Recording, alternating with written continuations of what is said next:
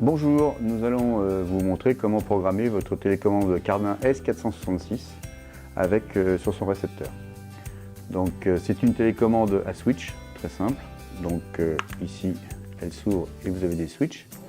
La priorité évidemment quand on commande une télécommande de ce genre, c'est d'aller voir derrière, ici, si la fréquence correspond à la fréquence que vous allez commander.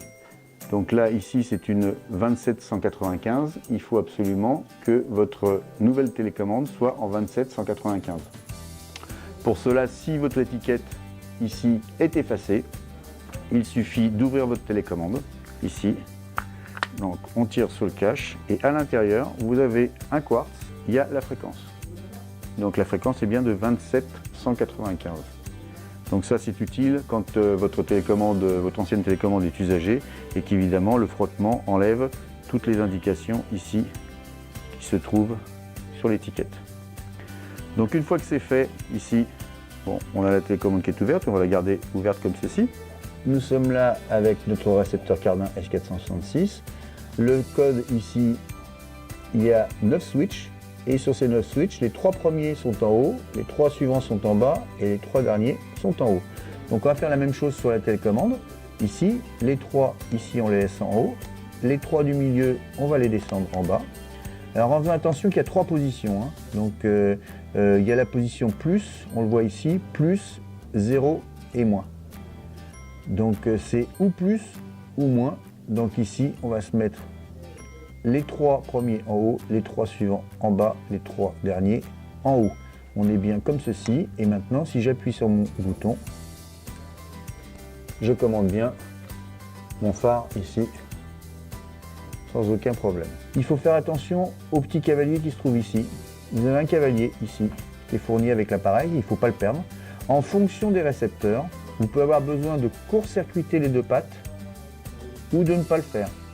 Donc si elle arrive avec les deux pattes court-circuitées, que j'ai bien mis mon code 3 en haut, 3 en bas, 3 en haut qui correspond, et que j'appuie et que ça ne fonctionne pas, dans ce cas-là, je vais retirer mon petit cavalier, hop, et je vais refaire l'essai.